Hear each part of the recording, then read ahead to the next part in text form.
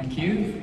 Hello, my name is Alexa from Public Innovation, and I have a very interesting story today. I didn't know about this story 3 months ago.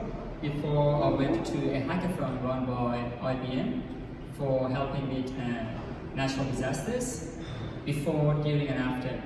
So I would like to invite Brian and Cody as well to join me. Yeah.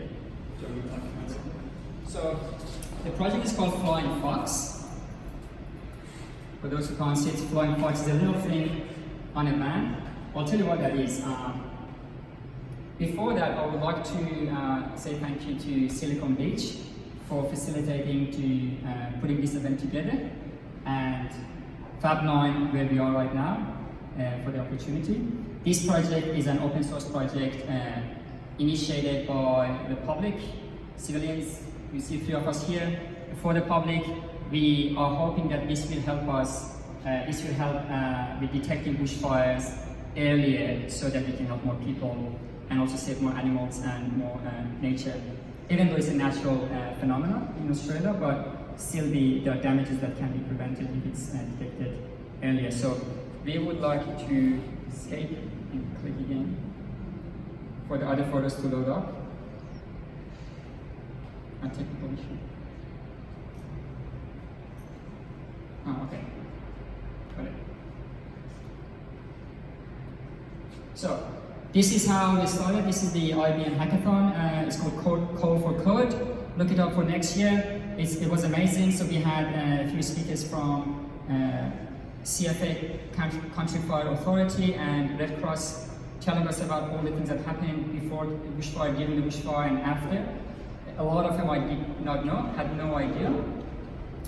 And so bushfire is also getting, before that, bushfire is also getting worse and worse, apparently. In America, in California, they also happen in the winter. So this is our team. That's Cody over here, that's me, and other people, Christina, cousin, Abby.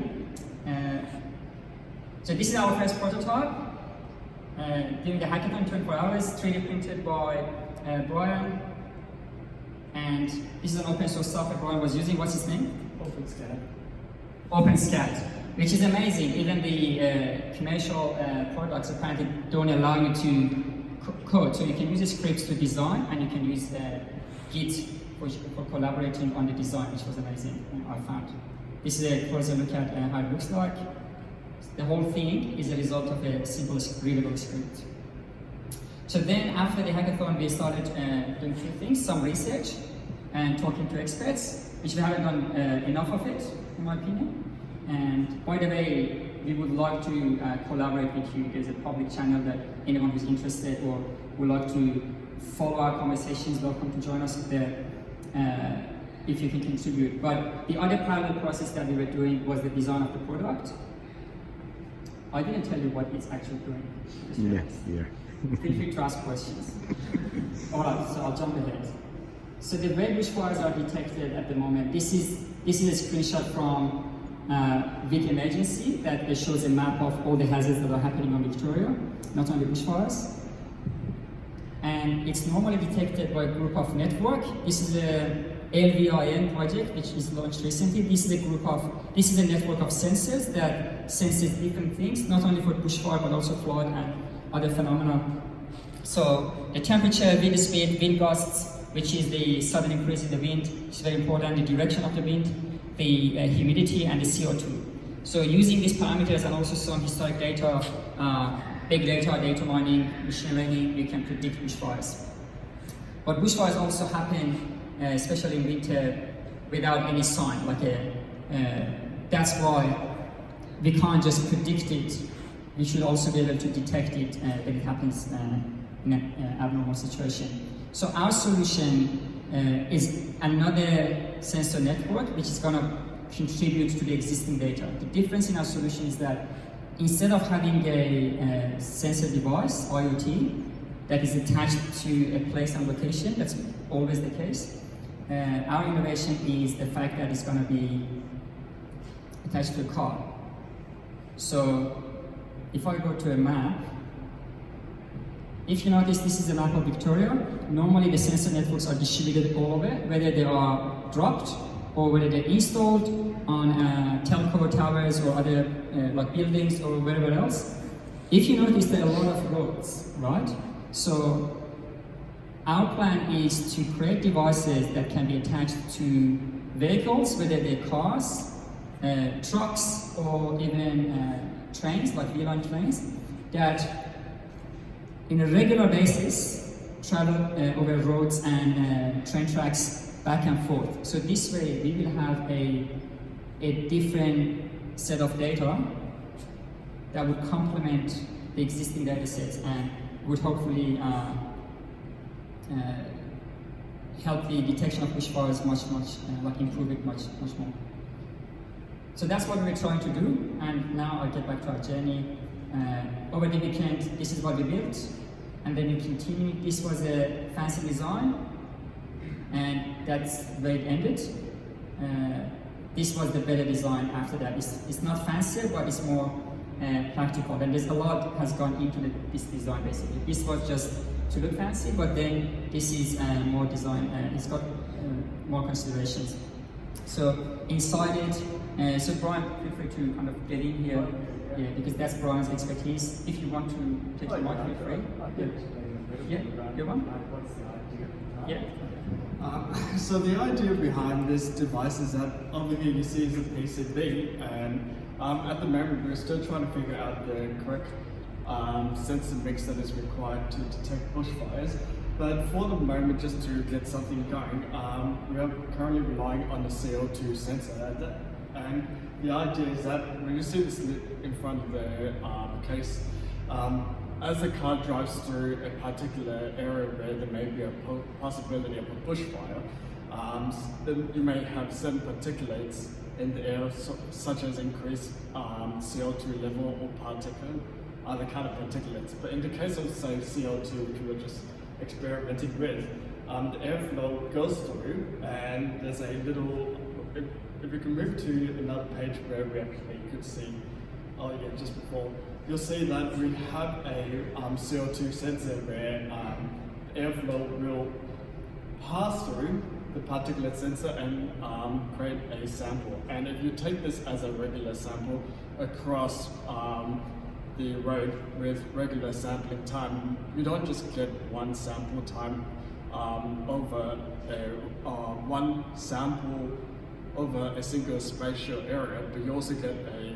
continuous spatial and temporal sampling across the entire map. And you could imagine that one of the strategy is, instead of just having single points, if you can have multiple points over a period of time, considering that bushfires,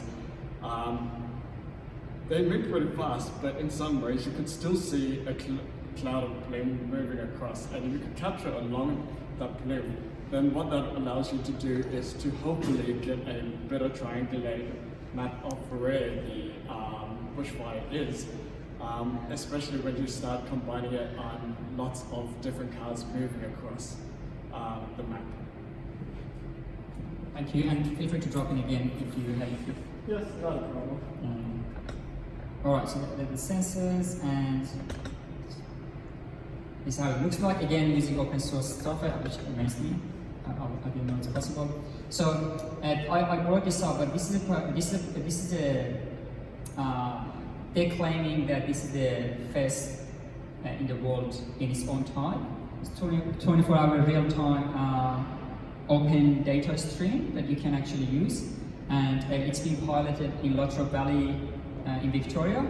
The website, if you look up LVIN, you can find it. I think I have another slide that didn't record it. What's the website, Alexa? For this project, if you look up LVIN, you will find it. It's N for network, Latrobe Valley Information Network, probably, which is great. It just came out right after we started this, which was really good, kind of sign of synergy. And so the fancy design that you saw, this is a 3D printed version of it. And here, I thought I'll put another photo on an actual car. And if you want to take a screenshot of this, this QR code will take you straight to the chat room that we have. It's on Telegram. And it's a public chat room and you can join us there for conversations. So now we take questions. Are you going to take a photo? Yeah. Okay. Yes, questions? With the sensor, how far can you detect a bushfire distance? Yeah, we don't have an answer for that because we believe that those answers will come as we go because our contribution is not necessarily the technology, it's the complementary data sets. And so the idea is as we,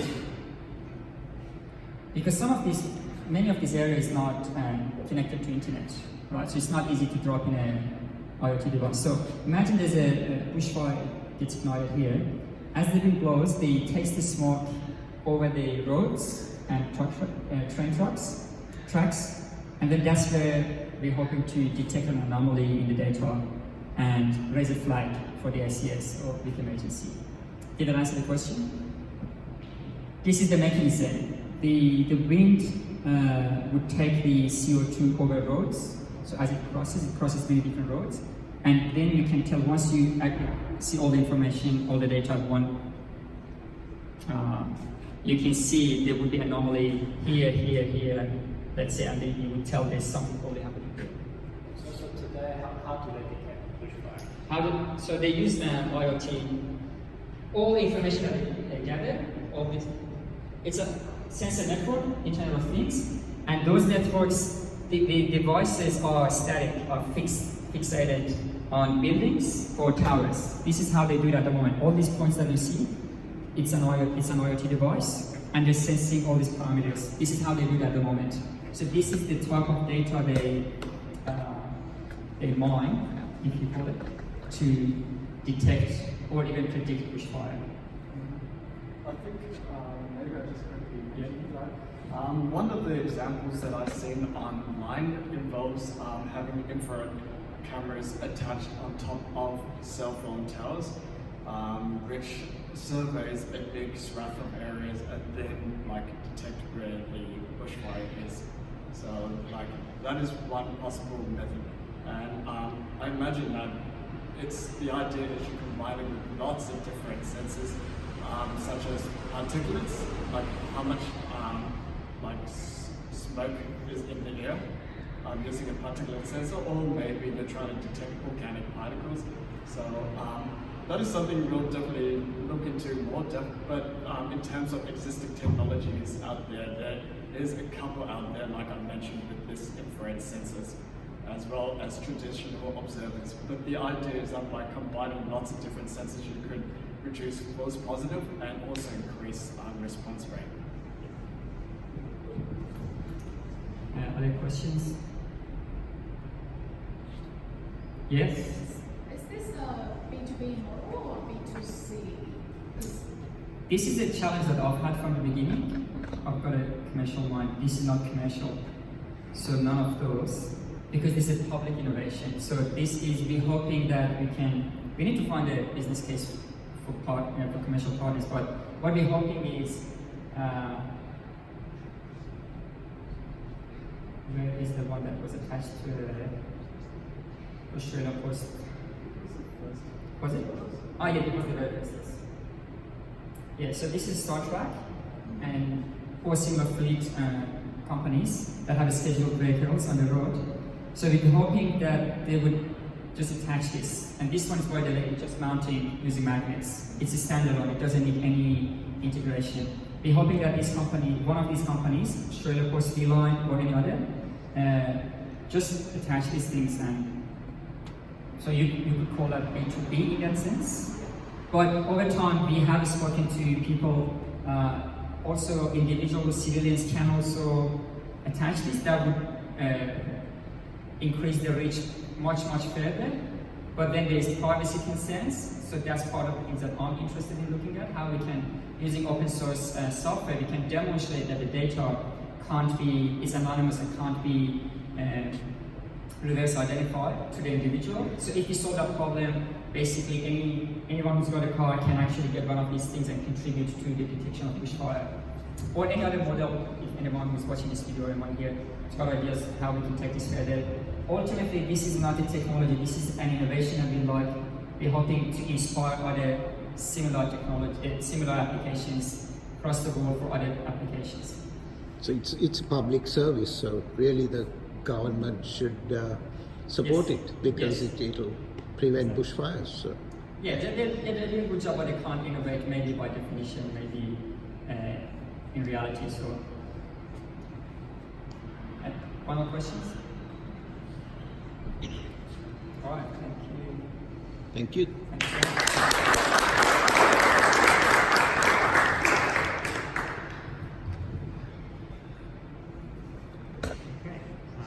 Who's next? Cody, also by the way, they finished, but Cody has a throat problem. He can't speak today.